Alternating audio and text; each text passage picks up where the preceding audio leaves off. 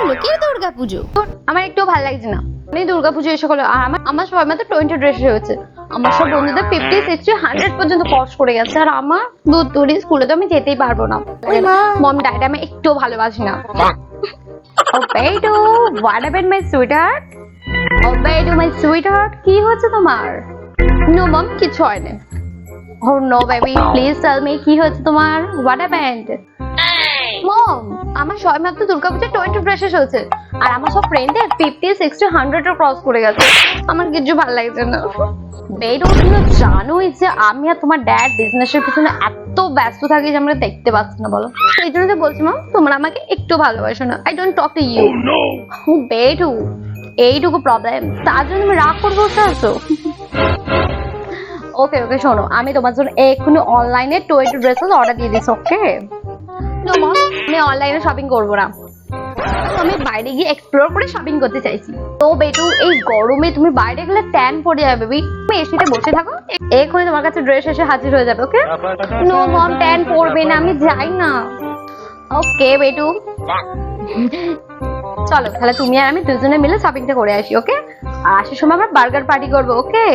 ঠিক আছে। আর মম শোনো না, বলছি ওই যে তুমি যে 20 ড্রেসের অর্ডার দিলে না, তুমি ওটা দিয়ে দাও আর চলো আমরা গিয়ে বাড়ি থেকে আরো শপিং করে আসি, কেমন? সুইটার্ট, ওকে নাও হ্যাপি? আমার আরো ড্রেসেস কেনা বাকি আছে। ওকে মাই সুইটার্ট। গরিবদের দুর্গাপুজো। মা বল রে মা, কি হয়েছে? আমার আবার দেরি হয়ে যাবে না হলে কাজে বেরোতে। শোনো না মা, মা বলছি যে পুজো তো এসে গেল, মা এবছরে কি আমি একটা নতুন জামা কিনবো না? সত্যি তো, দুর্গাপুজো তো এসেই গেল।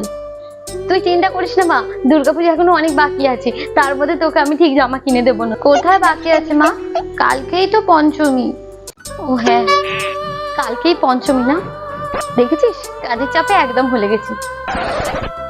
না না মা, তুই চিন্তা করিস না, তুই দেখবি ঠিক আমি তোর জন্য আজকে একটা নতুন জামা কিনে আনবো। ঠিক আছে? সত্যি মা, তুমি আমার জন্য নতুন জামা এনে দেবে? যা এখন তুই যা, গিয়ে পড়তে বস। ঠিক আছে মা, বাড়িতে গুড গার্ল হয়ে থাকবি, কেমন? আমি বাড়িতে গুড গার্ল হয়ে থাকবো, আমি কাজ থেকে এসে তোর জন্য একটা নতুন জামা আনবো। ঠিক আছে, নতুন জামা। হ্যাঁ, ওই জামাটা ওদিকে মালতী দিদি। আরে রীতা দি, তুমি যে? আচ্ছা আচ্ছা, বলো। বলছি তোমার দোকানে সেই ও সপ্তাহে এসে একটা ফরক দেখে গেলাম না, তুমি আর আমার মেয়ে।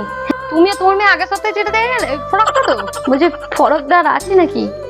হ্যাঁ হ্যাঁ, দাঁড়া, ওটা এখন এক পিস আছে বোধ হয়, দাঁড়া আমি ওটা আনতে বলছি। ছোট, ওই সবুজ রঙের যে ফ্রকটা আছে ওটা আমি নিয়ে যেত। এই ফ্রকটাই বলেছিলে তো? হ্যাঁ হ্যাঁ মালতী দিদি, এই ফরকটাই। এত সেল হয়ে যাচ্ছে জিনিসগুলো, দেখো না কাপড়টা এত সুন্দর। বলছি মালতী দিদি, ওটা কত টাকা দাম হবে? হ্যাঁ, এটা নেবে তাই তো?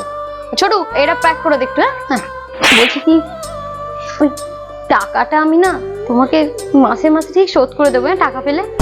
দিদি, ধার বাকিতে দিলে কিন্তু তোমাকে 50 টাকা বেশি দিতে হবে। 50 টাকা আরো বেশি দিতে হবে? দেখো, ধারে দিলে আমার লাভ হবে না, লোকসানই হবে। ঠিক আছে? তো তুমি 800 টাকা দিতে হবে তোমাকে, আর প্রতি মাসে টাকাটা যেন ঠিকঠাক চলে আসে, আমি আবার তাগাদা করতে পারি না। এগুলো আমার দিদি, তুমি টাকা পেয়ে যাবে। হলো ওই শাড়িগুলো নতুন আনলে নাকি গো?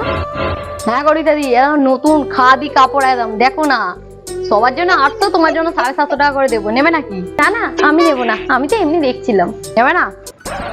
ঠিক আছে। কি রে ছোট, হলো? ধরো জামাটা। ঠিক আছে মালতী দি, আমি আসছি। আর মনে কর প্রতি মাসে টাকাটা দিয়ে যাও। হ্যাঁ মানু? হ্যাঁ মা বলো। দেখ, তোর জন্য আমি নতুন জামা কিনে এনেছি, দেখ তো দেখি তোর পছন্দ হয়েছে কিনা। দেখ মা, এটা তো সেই সাদা ফ্রকটা, যে ফ্রকটা আমি মালতী মাসির দোকানে দেখে এসেছিলাম তো। হ্যাঁ রে মানু, তোর ওই ফ্রকটা খুব পছন্দ হয়েছিল না, ওই জন্য তুই ফ্রকটাই নিয়ে এলাম। পছন্দ হয়েছে মা, খুব পছন্দ হয়েছে। এটা তোমার জন্য আর বাবার জন্য নতুন জামা কেননি? আমি আর তোর বাবার নতুন জামা নিয়ে কি করবো? আমার তো এমনিতে শাড়ি ভর্তি আছে আলমারিতে। কোথায় যাচ্ছি যে পরবো শাড়ি? তুই পর। এবছর তোমার একটাই দিতে পারলাম জামা, দেখিস পরের বছর তোকে আমি আরো 2টো জামা কিনে দেবো, কেমন? ও ঠিক আছে মা, আমার তো একটা নতুন জামা হয়েছে। অনেকে আছে যাদের তো পুজোতে একটাও জামা হয় না। আমি খুব খুশি হয়েছি মা, এই জামাটা পেয়ে আমি খুব খুশি হয়েছি না মা আমার একদম। যাও মা, গিয়ে বসো, তুমি চিন্তা করো না একদম।